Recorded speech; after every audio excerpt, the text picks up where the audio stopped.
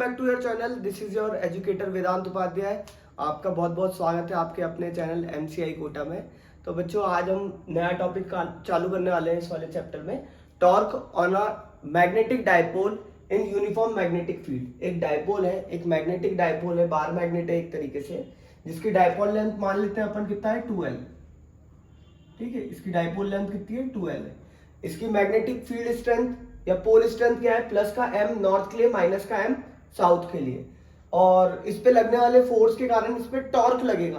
दो इक्वल और opposite force लग रहे हैं, इसके कारण इस पे क्या लगेगा, टॉर्क लगेगा। अब वही टॉर्क हम कैलकुलेट करना चाह रहे हैं। तो भाई it is clear from the diagram that F1 equals to Bm, F2 equals to Bm। F1 भी Bm के बराबर, F2 भी Bm के बराबर। तो इस कंडीशन में क्या करेगा भाई, now a torque is acting. अब इसके कारण क्या होगा, एक टॉर्क एक्ट करेगा इसके ऊपर, जो हम कैलकुलेट करना चाहते हैं। टॉर्क का फॉर्मूला क्या होता है, टो equals to either force into perpendicular distance. भाई कोई सा भी एक फोर्स ले लो, आइदर फोर्स और परपेंडिकुलर डिस्टेंस, दोनों फोर्सेस के बीच में परपेंडिकुलर डिस्टेंस। अब थोड़ा सा इसमें कंस्ट्रक्शन कर लेते हैं, मतलब नेमिंग कर देते हैं, ए बी सी। ठीक है, तो फोर्स तो हमने मान लिया ये हो गया हमारा, पर इसमें परपेंडिकुलर डिस्टेंस निकालना है अपन को। तो इसको थोड़ा सा जमा के लिख देते हैं, F1 इंटू परपेंडिकुलर डिस्टेंस की जगह BC लिख देंगे अपन। नाउ BC बताओ, BC को कैलकुलेट करने के लिए हम क्या निकालेंगे, sine theta equals to perpendicular upon hypo. Perpendicular क्या है इसका, BC, और हाइपो क्या है इसमें, 2L। तो BC की वैल्यू क्या निकल के आएगी बच्चा, 2L sine theta. Equation number, इसको 2 बोल देते हैं, इसको 3 बोल देते हैं। Put 1,3 in equation 2। भाई 1 और 3 को 2 में पुट कर रहे हैं अपन, तो फटाफट से पुट अप करके देखेंगे तो क्या निकल के आएगा भाई फॉर्मूला, तो बराबर Bm B into M into 2L sine theta. अब हम बचपन में जब 55 के थे तब हमको पता था कि M इंटू 2L क्या होता था, मैग्नेटिक डायपोल मूवमेंट। क्या होता था, मैग्नेटिक डायपोल मूवमेंट। तो इसकी जगह M लिख देंगे साइन थीटा। और यहां पे हम बताएंगे भी बखूबी बताएंगे भी कि M इंटू 2L को हमने क्या बोला है, M वेक्टर। क्या बोला है, M वेक्टर। अब साइन थीटा है, या अभी नहीं लगा रहे, बाद में लगा देंगे। अगर साइन थीटा होता है तो डाउटवा आता है या करोसवा, ये तो मेन फॉर्मूला आ गया अपना, जो न्यूमेरिकल्स में बहुत बहुत बहुत यूज आता है। अब हम क्या निकाल रहे हैं इसमें, टो की वैल्यू वेक्टर प्रोडक्ट में, तो B vector cross M vector, ये इसका एक और वेक्टर फॉर्म आ गया, वेक्टर फॉर्म। अब देखो इसमें कुछ कंडीशन बनती है, स्पेशल केस बनते हैं इसके, स्पेशल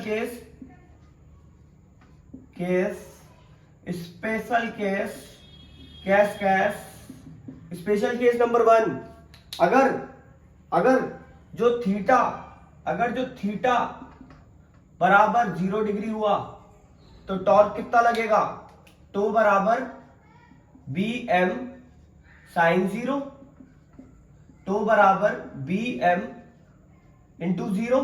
साइन 0 की वैल्यू क्या होती है, 0, तो टो कितना हो जाएगा, 0। और ये कंडीशन क्या है, स्टेबल इक्विलिब्रियम की,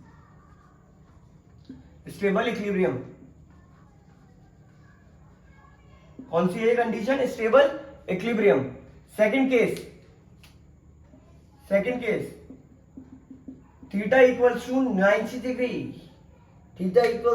90 डिग्री, तो बराबर Bm साइन 90।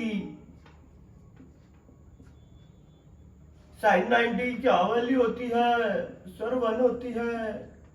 तो बराबर बी एम, ये कंडीशन है मैक्सिमम टॉर्क की, टॉर्क मैक्स की। तो ये क्या है? Unstable equilibrium. बोलो यस। ठीक है, लास्ट एक और अंतिम कंडीशन निकालेंगे अपन, जिसके अंदर एंगल कितना रखे अपन, जो तुम बता दो वही रख लेंगे। अब रखेंगे अपन इसमें angle, if theta equals to 180 degree, theta 180 degree हुआ तो बराबर कितना आ जाएगा? बी एम साइन 180, और साइन 180 भी क्या होता है? 0। तो कितना हो जाएगा? 0। ये भी क्या है? Stable equilibrium. बोलो यस। अरे बोल दो भाई, अरे बोल दो यार, है कि नहीं है स्टेबल इक्विलिब्रियम? यस। फटाफट से देखो, नोट करो इसको, स्क्रीनशॉट ले लीजिए आप लोग, ताकि अगला हम टॉपिक स्टार्ट कर सकें। ठीक है। हाँ तो स्टूडेंट्स देखो, अब ये हमारे पास एक डायपोल है जो कि एक यूनिफॉर्म मैग्नेटिक फील्ड या मैग्नेटिक फील्ड के अंदर रखा हुआ है। मैग्नेटिक फील्ड हमारी बी वेक्टर है, और उसके अंदर रखने के कारण इस पे क्या है? कुछ फोर्स लगेगा, टॉर्क लगेगा, टॉर्क लगने के कारण ये रोटेट करने लगेगा। अब इसमें रोटेशन के कारण कुछ एनर्जी डेवलप होगी, क्योंकि कोई चीज रोटेट करती है, मूव करती है, उसके कारण उसकी एनर्जी होती है कुछ ना कुछ। वो एनर्जी मतलब वो पोटेंशियल एनर्जी, भाई जो इसकी पोजीशन के कारण एनर्जी बन रही है, पोटेंशियल एनर्जी, वो अब अपन निकालना चाह रहे हैं। मान लो ये एक डायपोल है जो कि इनिशियली θ1 एंगल के साथ मैग्नेटिक फील्ड में रखा है। जब इसमें टॉर्क लगाई ऐसे तो रोटेट हुआ, और इसके जो एंगल में चेंज आया है वो डी थीटा है, और फाइनली अब जो इसका एंगल बन चुका है वो कितना बन चुका है? θ2। तो भाई मान लेते हैं अपन, let d W be the small work done to rotate the magnet या dipole by small angle d theta, है ना भाई? छोटे से एंगल डी थीटा तक घुमाने के लिए जो वर्क डन करना पड़ा वो कितना कर लिया हमने? डी डब्ल्यू मान लिया है। अब इसके अकॉर्डिंग देखो, वर्क डन का फॉर्मूला क्या होता है? Force into displacement. अब फोर्स की जगह यहां पे जो क्या है? टॉर्क है। टॉर्क इंटू डिस्प्लेसमेंट की जगह क्या आ जाएगा? एंगुलर डिस्प्लेसमेंट, मतलब D theta.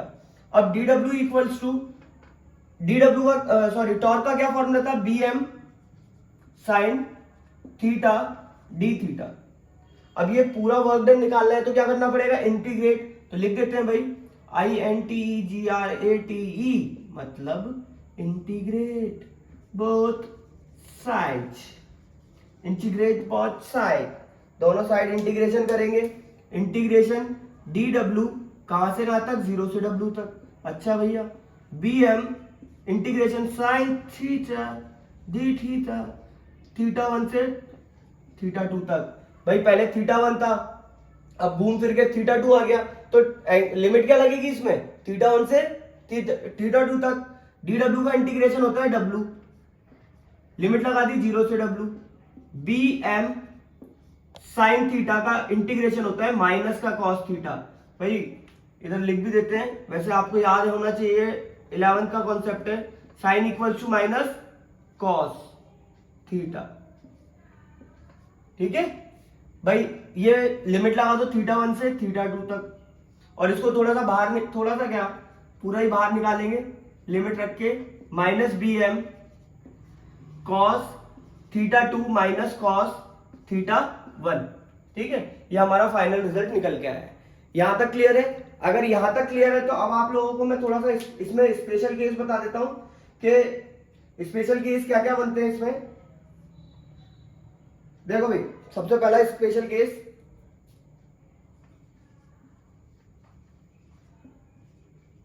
Special case number 1। इसमें हम क्या मान रहे हैं? सबसे पहले तो एक चीज मान लो, इफ θ1 मतलब इनिशियली हमने क्या कर दिया, जो हमारा डायपोल है उसको 90 डिग्री पे ही रख दिया, बाहर की झंझट ही खत्म हुई। तो W बराबर कितना आएगा? माइनस बी एम थीटा 1 क्या हो गया cos 90, cos 90 की वैल्यू क्या होती है 0 माइनस cos थीटा 1, इसको रिप्रेजेंट करेंगे कैसे, minus minus plus bm cos theta 2। अब पहला केस बनाते हैं, if theta 2 equals to 0 degree, तो क्या आएगा answer, w equals to bm cos 0, और cos 0 की वैल्यू गली का बच्चा बच्चा जानता है 1 होती है। तो एनर्जी मैक्सिमम कब होगी, जबकि डायपोल किस पोजीशन पे आ जाए, 0 डिग्री की पोजीशन पे आ जाए। तो आंसर क्या आएगा bm, बोलो यस, बोलो यस। अब नेक्स्ट, अगर थीटा 2 जो है, सेकंड नंबर की कंडीशन क्या है, if theta 2 will be equals to 180 degree, w equals to bm cos 180, cos 180 की वैल्यू ये भी गली का बच्चा बच्चा जानता है -1। अब इनको सॉल्व करेंगे, माइनस bm, ये किसकी कंडीशन है, मिनिमम एनर्जी की। ये किसकी कंडीशन है, ये minimum condition, this is the condition for minimum energy.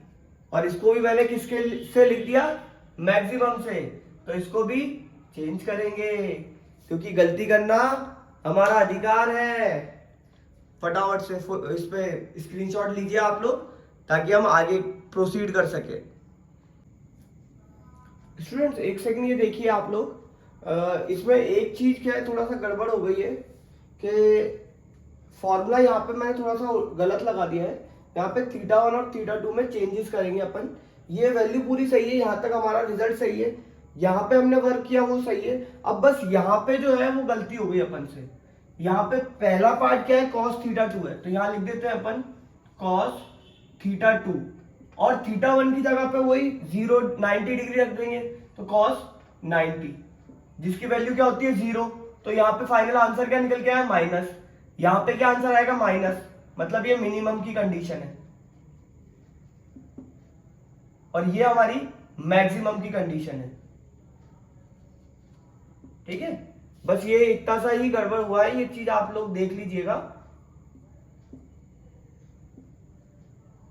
ठीक है, क्योंकि क्या है, बाद में आप लोगों को लगे गलत है, तो इससे पहले ही मैंने एक बार चेक करके आप लोगों को बता दिया है। ठीक है, बाकी पूरी लास्ट तक हमारी डेरिवेशन ठीक है, बस वो स्पेशल केस में एक केस ढंग से नहीं उतारा, इस वजह से गड़बड़ हो गई थी, तो ये आप एक बार चेक कर लीजिएगा। ठीक है, अब नेक्स्ट वीडियो जो आएगी हमारी, इसके अंदर हम आगे के डायामैग्नेटिक पैरामैग्नेटिक टॉपिक के बारे में पढ़ेंगे। बाकी इसके आगे जो अगला टॉपिक आ रहा है अपना, वो अब मैं कराता हूं आपको कुछ डेफिनेशन है, तो वो समझाऊंगा। ठीक है, तो अब जो लास्ट इसका टॉपिक बचता है अपना आज का, क्योंकि ये छोटी वीडियो ही बनेगी, और इसके बाद क्या एक पूरा एक बड़ा लेक्चर और आएगा, जिसमें एक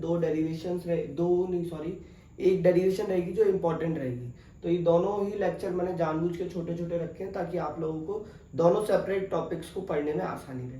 तो लास्ट टॉपिक है अपना ये वाला आज का, क्यूरीज लॉ इन मैग्नेटिज्म। देखो क्यूरीज लॉ क्या बोलता है कि according to this law the magnetic susceptibility, फिर रिकॉल करा रहा हूं मैं, ससेप्टिबिलिटी क्या है भाई, कोई भी मटेरियल कितना ज्यादा अच्छी तरीके से मैग्नेटाइज हो सके, वही उसकी क्या कहलाती है, ससेप्टिबिलिटी कहलाती है।